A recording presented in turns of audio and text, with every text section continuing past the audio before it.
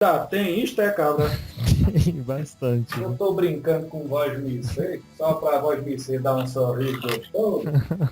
Liga aí lá. A gente muitas vezes testemunha muitas supostas testemunhas do Cristo que carregam a rapadura embaixo do braço se colocarem em situações vergonhosas, sobretudo quando eles se predispõem a representar o Cristo através do seu evangelho, discriminando as pessoas e dizendo aí não tem isso, aí não tem isso. E o que o senhor fala dessas discriminações religiosas, não só de evangélico, No geral, no geral, no geral? olha, eu vou dizer de uma forma bem generalizada e espero pela minha ignorância eu não aprendo cabra, nem moiçola nenhuma, visto? Nem moça nenhuma. Mas posso lhe dizer uma coisa.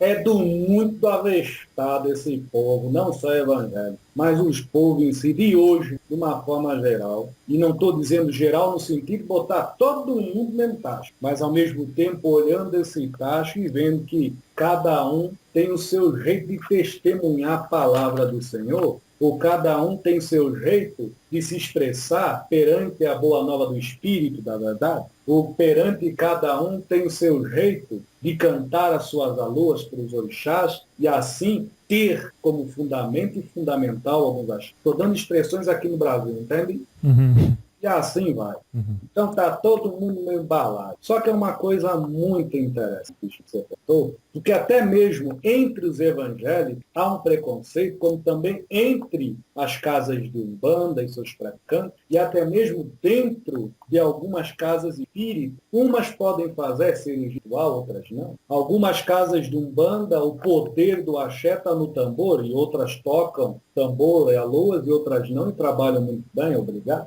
Outras, no sentido de evangélico, as mulheres têm que andar com o cabelo comprido, demonstração de devoção e de pureza, e saia comprida, e outras não, já podem ficar mais pintadas. Então, tudo isto, ao meu ver, já que a pergunta foi proferida por você e direcionada a mim, uhum. são bengalas e chapéus. É o ego demonstrando-se a mais de que o brilho da sua centelha, que é sua alma, que é Deus redivivo dentro de você. Porque quando esse Deus redivivo não maltrata o ego, a sua aparência, como você se mostra no dia a dia, mas trata-o, entende? Trata o ego de uma forma com coerência, sabendo que ele não precisa brilhar demais, porque senão virá clarão. O ego faz isto com a centelha de Deus, quando ele é usado com sabedoria, não só por inteligência. Então, quando ele é usado com sabedoria, este mesmo ego, maldito por algumas filosofias, ele modula os religiosos, seja de qualquer crença, a falar a palavra de Deus, sendo Deus um instrumento a se mostrar a seu próximo,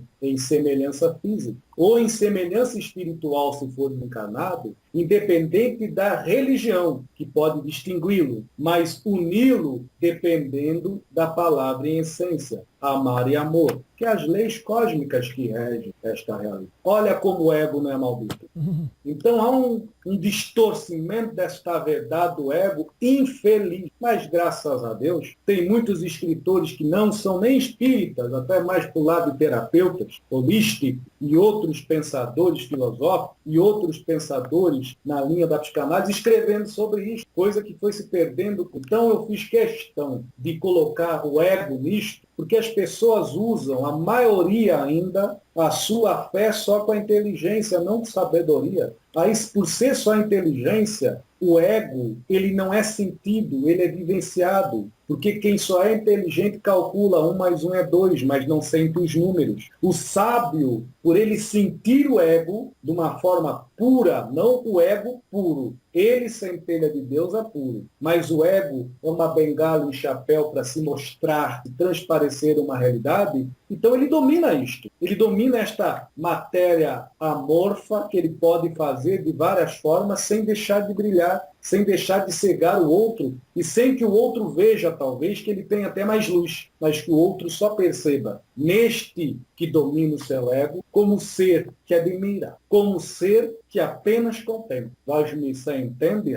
Entendi, Entendi. Então, é uma escada difícil de se trilhar, porque há vários livros maravilhosos dentro das mesmas filosofias religiosas, até dos evangélicos, que falam sobre isso, mas as pessoas querem entendê-lo só com a inteligência cultural, não com a sapiência moral das coisas, não com a sabedoria de ética, de senso e de consenso, de comunidade.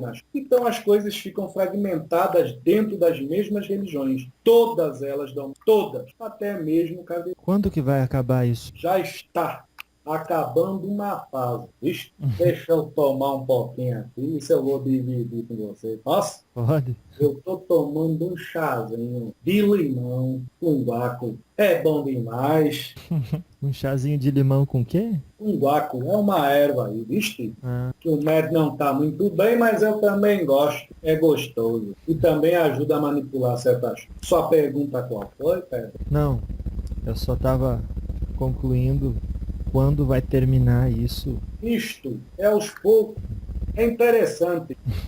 Eu posso fazer um joguete de palavras ao mesmo tempo, dar uma rimadinha? Só Mas para dar uma levantadinha aí. vamos lá, vamos lá. Você me permite, meu cara? Vamos sim. E assim se faz aquele que diz ser cristão. Só que este cristão que eu estou falando é no sentido de expressão em todas as religiões desse Brasil de Deus. Então assim se faz o cristão. Para aquele ali ele tem paciência, para aquele outro ele tem conveniência. E para aquele acolá, ele só vive na paz. Então quando é que ele vai ter na benevolência a si mesmo? Me diga, eu não sei. E aí ele caminha um pouquinho. Para aquele ali, ele dá um sermão e estende a mão. Para aquele outro pular, simplesmente ele faz um sinal negativo, quase como repulsivo. E para aqueles que pertencem à sua congregação, o seu estado de expressão religioso, seja na seara, ou seja no templo, ou seja na casa ou na roça, aí ele abraça e fica naquele roça-roça. Você está me entendendo, meu cabra? É a hipocrisia. É hipocrisia. Então nem preciso terminar a rima. É. Porque quando vocês entenderem o sentido real da palavra tolerância, que deveria ser descartado dos dicionários, porque vocês pegam essa palavra e dizem, temos que tolerar. É como se um impaciente dissesse, tem que aguentar mais ainda. Vou repetir de novo, você me permite. Como esta palavra tolerância é usada só pela inteligência, vocês não sentem o que ela traz. Então ela passa a ser algo calculado. Aquele eu tolero, este não. Este eu suporto, o outro. Este eu relevo e o outro. A tolerância já traz em si a proposta de que a pessoa ficou desgostosa. Desgostosa ou se tem superior. E... A verdade é esta. A tolerância hoje traz um arzinho de superioridade. É a mais pura verdade. Então, deveria tirar essa palavra e botar, sabe o que, ao meu ver? Cumplicidade. Eu sou cúmplice do seu trabalho, porque eu me afinizo com ele. Agora, se eu não me afinizar, eu vou ser cúmplice do seu trabalho, mas você aí e eu acolá. Isso é respeito. Entendi. Estou falando de uma forma bem terra-terra, viu? Ou bem humana, como vocês falam. Ou a gente podia trocar também a palavra intolerância por docilidade. Docilidade, armeide, graciosidade, plenitude, sublimidade e compaixão, lealdade. Desse jeito não acompanho não, o senhor é versado demais. Não é versado não, é que a língua é solta e as palavras gostam de fugir perante ela, olha aí. É uma arte, é uma arte. Olha, eu lhe digo, viver é uma arte, falar só é a assinatura da sua expressão. Viste? Sim, então, Pai José da Caridade, a pessoa então que demonstra docilidade numa situação difícil da vida, para com aquela pessoa menos privilegiada, ela está dizendo que entende que existem processos e se ela está num degrau acima, ela já esteve num degrau abaixo e está num degrau abaixo de quem está melhor que ela. Entendo. Entendo, Anis. É por aí mesmo. Você simplificou de uma forma bonita de se ouvir. Obrigado, viu? Graças a Deus. Olha. Mas posso fazer mais um comentário? Eita, que sim. Quando as pessoas entender que a caridade ela não é dada, é emanada, e entender que quem recebeu a caridade não precisa agradecer, precisa manter-se nessa frequência de caridade, Deus não passa a ser algo que nós devemos temer em algumas religiões aí.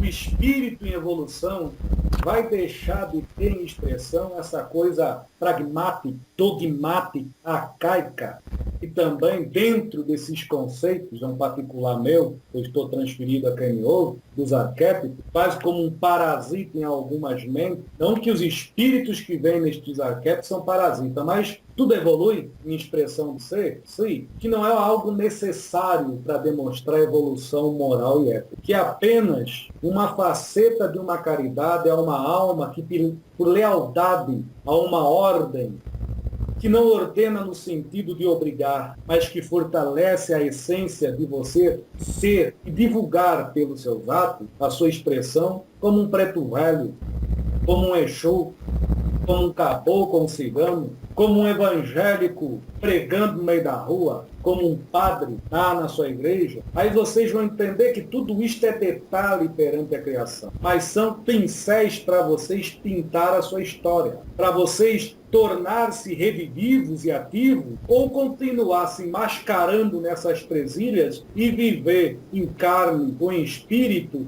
como coadjuvante, inativo, insaciáveis, sequiosos para atuar, clamando, mendigando ao outro a atenção, medrosos por trás das cortinas, porque não se transparece quem realmente são. Eu acho que por aí tá bom, né, menino?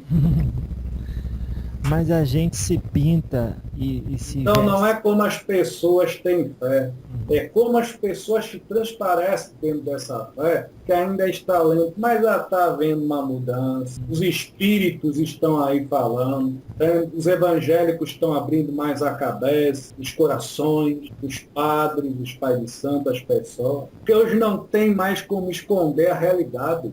Não tem mais como você dizer, olha, só eu sou divino, o outro que mora lá não é. Chega disso. Pode falar, meu pai, me perdão. O outro lá, ele pode não saber da sua divindade ainda.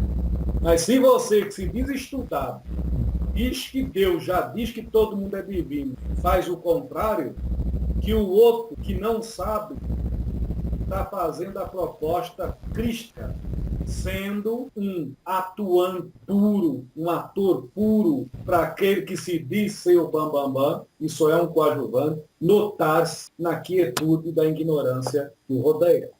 Eu falei bem na área filosófica agora, viu, rapaz?